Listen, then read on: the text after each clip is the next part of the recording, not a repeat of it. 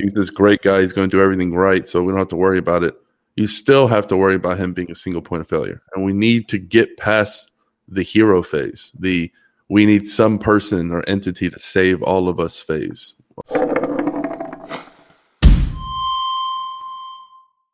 It's very clear that Elon Musk, I'm sure the guy's heart is in the right place, or at least it seems to be from the conversations that he's been having. The messages, the DMs that got leaked, they were released through the court documents. But it's very clear now that the narrative is that he's going to buy Twitter. The narrative is that he's going to have certain rules on Twitter that make it into a free speech platform, which in my opinion, in the first place, is a bad thing because, well, there's no such thing as free speech being a bad thing, but it may be that it leads people away from the true direction of Web3 because he does a good job for a number of years on a centralized system, right? And to me, so there's that issue with it. We talked about that last time. But the next issue now is it's very clear that they're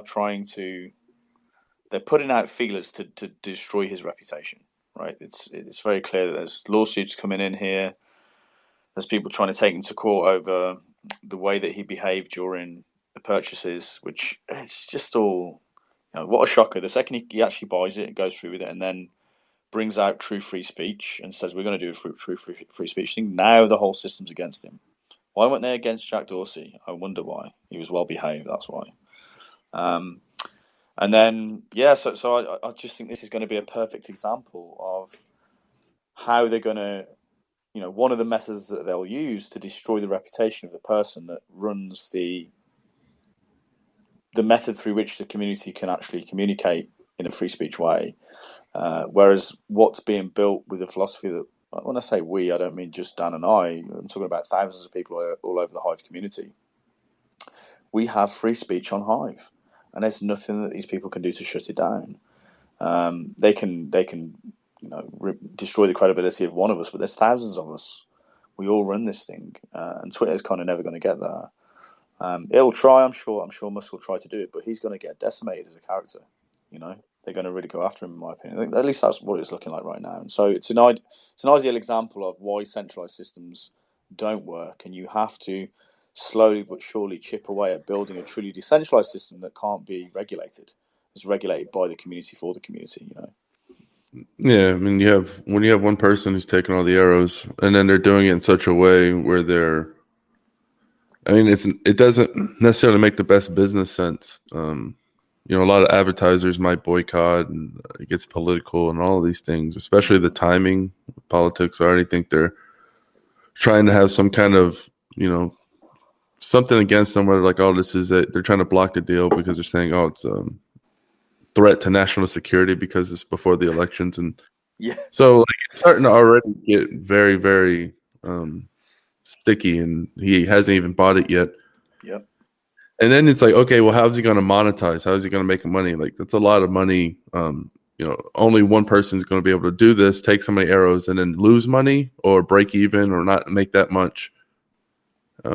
After a while, they're going to get tired. So like you said, even if you had so if I'm looking at this from, he's benevolent. He's this great guy. He's going to do everything right, so we don't have to worry about it. You still have to worry about him being a single point of failure. And we need to get past the hero phase, the we need some person or entity to save all of us phase. We need to evolve from that, from humanity. We need to get away from having to rely on that. That's where the consistency is going to matter. They're going to try. This leads up right into him talking to Jack Dorsey about maybe building a protocol. Jack comes out with this, I think he calls it federated.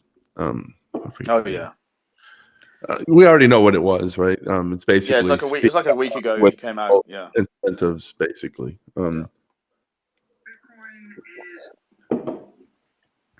So it's just, I don't know. It's almost like you could see the savior complex. He had a tweet the other day saying, I won't let you down. But still, he shouldn't have to carry all of that. Even if he's, like I said, being benevolent, it's not the right way regardless. We need to be able to distribute this, make it autonomous, make it self-sufficient. What these people don't understand is injecting large amounts of capital at the beginning is not ideal. Yeah, you might get a bunch of fancy tech and whatever, but what happens when the money goes? and the infrastructure needs to be reliant on a distributed community. Well, why would the community build up if they're, eating from a silver spoon? So, as we could be wrong. Obviously, maybe this federated social and everyone runs a node and they make it super simple, right? Like the Lightning Network is supposed to be, and he's been working on that for a long time, helping Jack. I mean, millions of dollars is going into that. It still gets to the point where you have to run your own node, and you have to be online, and the other node has to be online to make the transaction. It's like that's just. We don't believe that's the future of Web3. We think that's going to turn into Web 2.5 all over again because there's no incentives, because the liquidity monsters can come in. So, I don't know. It's very interesting times. It's very, very volatile, very polarizing, and it's very hard to even know what the motives are at this point. The guy is a billionaire. Me, I don't trust anybody. I trust in the community that no one has power over, right? Because I think one person is going to do something that's going to help them, that's going to hurt everyone else, because that's generally how it works, right? You screw over a bunch of people and you get a bunch, right? That's how people, these scandals happen. These people get, I'm not saying that's what Musk did, but several people have done that. But when you have everyone who says, well, no one person can make the vote, then everyone's going to vote on what's best for everyone, right? Because it's like a negotiation at this point. Because I'm not going to do something that's bad for me. It's like we have to come to an agreement where we're all happy. So I trust in that consensus. I don't trust in, Musk seems cool and he talks a good game. We've been there. We've done that so many times. And, it's like the definition of insanity to flock to that and think, oh my God, we're saved. It's borderline pathetic at this point.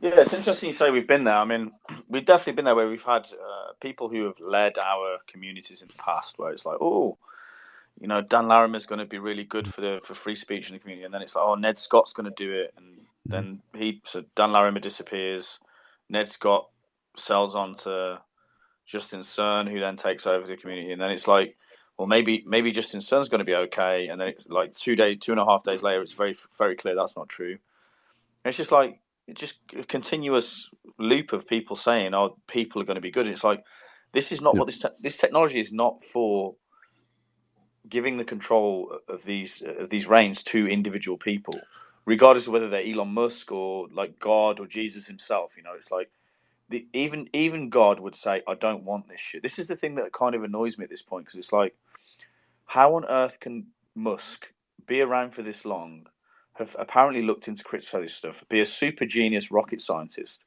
and still doesn't know that if he's the guy that has to say, trust me, I'm not going to let you down, right? That in its very essence is egotistical, and it's not decentralized. It's by definition centralized, right? So the guy's lost on he's on the third word, like it's like, bro, you're missing the point. You're missing the point here. If you zoom out, and you zoom out real far, you start to look at what these things are. You have Twitter with Musk. You have Truth Social with Trump. Yeah. You have Parler with maybe Kanye. I heard he was maybe interested. Yeah. You seen the meme? And the list goes on, right? And if you zoom out, what are these things? All they are communities, right? The Musk community, freedom of speech, libertarians, Truth Social, whatever, politics, and then Parler, sort of the same thing, but maybe a little bit more hardcore. I don't know. I haven't used Parler, but the point is, they're communities, and they have a figurehead, right? Which most communities will have. The only problem is they're these floating centralized islands that don't communicate, and they're reliant on one entity. So it's like a terrible, terrible setup for a community. It's like it was great 10, 15 years ago. Okay, that's cool. The technology wasn't here. We haven't even gotten here. But now that we have this technology, it's this archaic, very outdated way of doing things that people are trying to still force in this new age when you have this cutting edge technology. And it makes zero sense because they're in this old way of thinking. All you need to do is plug these communities, the Twitter community, the Parler community, and so on and so forth, on an underlying protocol where the users go from users to owners. They own their account, and they can choose to interact with whatever they want. This is what Jack Dorsey's trying to do, but without incentives. We know how that ends. So that's the great battle now. You have these floating communities that have massive, massive, massive brain. So many people are using them. So much awareness is on these platforms. And they're trying to shift to this sort of Trojan horse model where people thinking that it's going to be decentralized. And it may start off in this wild, wild west sort of fashion, as we all know these things start out. But as the years creep by, I wouldn't give it 2-3 years max. You'll start to see the cracks in the foundation very clearly. That's where it's going to be pivotal to have sort of a Noah's Ark, sort of a big giant ass boat, something like a Hive, a protocol that can actually handle it. To be there for people to sort of pivot. Hopefully, these people can just plug in something like that and not have to go the way. But we see that they're dismissing. I mean, it's really Jack who's anti-token incentive. But if I had to have a debate with Jack, the first thing I'd ask him is, well, why do you think Bitcoin needs an incentive? Why does it just remove the incentive for Bitcoin? Because you don't think freedom of speech needs an incentive. You don't think it's as important enough. You think it's some layer. You think freedom of speech is some layer two, some unincentivized layer that's unimportant, that people are just going to bring their own node or whatever. And then we can have the whole Lightning node debate, but the Lightning network debate. But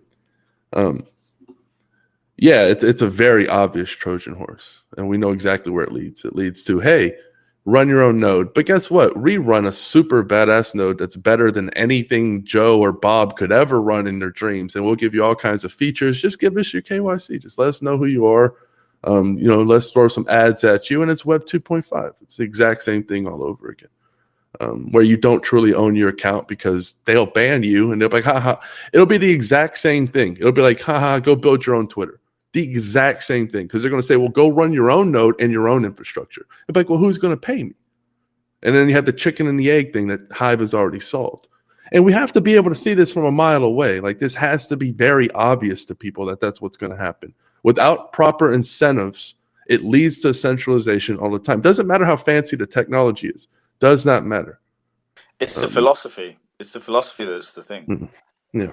Are you able to stick to that? Are you able to incentivize your infrastructure providers?